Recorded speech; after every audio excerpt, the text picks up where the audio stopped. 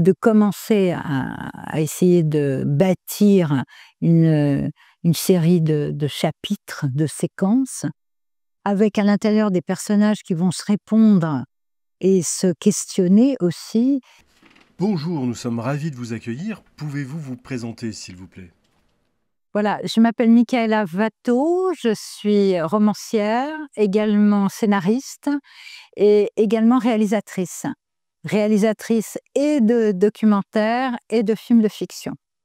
Voilà, et je me suis orientée maintenant plus vers l'écriture de romans historiques. Quel serait votre conseil à un auteur débutant? Il y aurait beaucoup de conseils à donner. Pardon, mais j'en aurais beaucoup. Je ne sais pas, d'essayer d'écrire. Moi, ce que je conseille toujours, mais bon, ça, après, chacun fait comme il veut, comme il peut, c'est d'essayer de construire une histoire.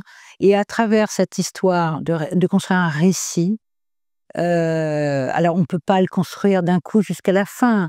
Donc, mais c'est de commencer à essayer de bâtir une série de chapitres, de séquences, avec à l'intérieur des personnages qui vont se répondre et se questionner aussi, et questionner leur enquête, leur but, pourquoi ils sont là.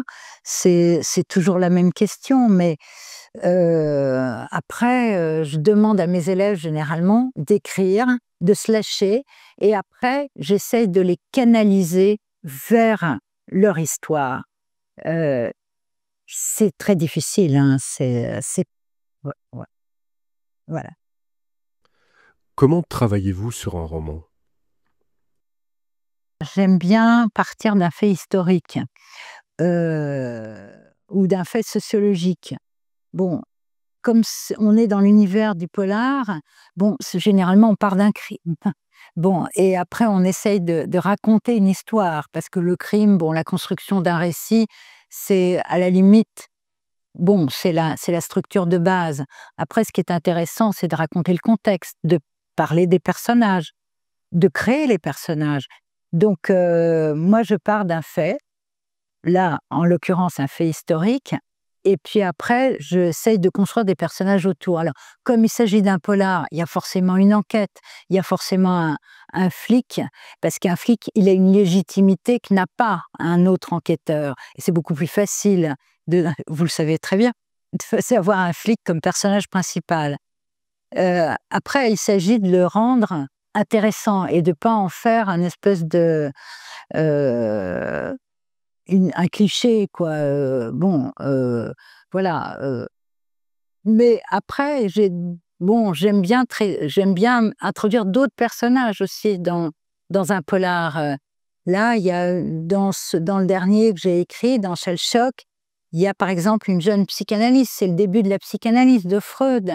Donc ça, c'est intéressant aussi de voir où est-ce qu'on en était de la psychanalyse à ce moment-là. En France, hein. Je ne parle pas ni en Allemagne, ni en Autriche. C'est des recherches aussi. Après, voilà, donc tout est ouvert. Moi, j'ai eu plein de personnages, disons, principaux, des protagonistes qui étaient soit des flics, soit même des écrivains qui enquêtent sur un sujet pour essayer de trouver une vérité ou leur vérité, parce que bon, des vérités, il y en a beaucoup, donc voilà. Les écrivains sont-ils menacés par les intelligences artificielles? Alors, c'est un grand débat en ce moment. Je pense que oui, sérieusement. Alors, moi, j'utilise très peu l'intelligence artificielle, mais j'ai commencé à m'y pencher un tout petit peu depuis quelques jours. Et alors après, je ne sais pas comment l'intelligence artificielle construit un récit. Ça, je ne sais pas, j'ai pas encore été aussi loin que ça. J'ai été j'ai questionné l'intelligence artificielle sur certains... Alors, c'est vrai que les réponses sont immédiates, rapides, relativement bien documentées. Bon, encore qu'il faudrait vérifier les sources, hein, et ça, c'est quand même très important. Maintenant, je pense que oui, puisqu'on arrive à recréer des chansons d'artistes qui sont décédés, et cetera. Je pense que oui, pourquoi pas? Après, je ne sais pas ce que ça va donner. Ça va être une sacrée bouillabaisse. Pouvez-vous nous expliquer, selon vous, à quoi servent les histoires? À quoi servent les histoires? Bah, écoutez, elles sont là depuis les histoires, on les raconte depuis la nuit des temps et elles vous aident à vivre, à survivre, à faire en sorte que la réalité soit parfois un peu moins pénible. Et moi, les histoires, j'aime qu'on me raconte des histoires et à force d'en avoir entendu de par, ma grand-mère, et d'autres personnes, j'ai eu aussi envie, ça m'a donné envie d'en raconter. Voilà et voilà, quoi de plus merveilleux que d'entendre une histoire, bien construite. Alors évidemment, ça a commencé par les contes de fées qui sont des grandes histoires, toutes avec une grande moralité à la fin toujours et qui sont merveilleusement construites, que ce soit les contes de Perrault, ou d'autres contes, les contes d'Andersen, qui sont plus tragiques, quelque part.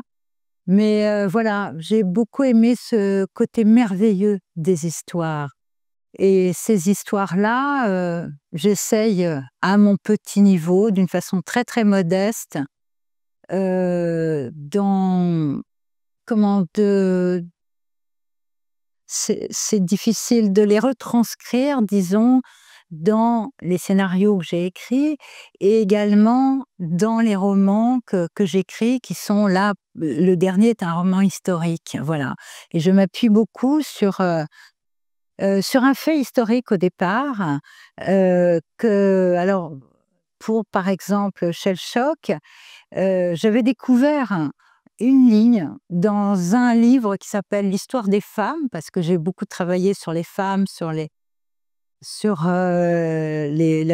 maltraitances faites aux femmes, sur les femmes qui ont des difficultés justement à, comment dire? À casser le plafond de verre et ça fait, des millénaires que ça dure. Donc j'ai trouvé une phrase dans l'histoire des femmes qui m'a intriguée. C'était: «Il y a eu une grève des demoiselles du téléphone en 1925 aux centrales Gutenberg». Ça voulait dire quoi? Alors j'ai commencé à me documenter, j'ai cherché dans Gallica, Wikipédia et cetera et bon et finalement j'ai pas trouvé grand-chose.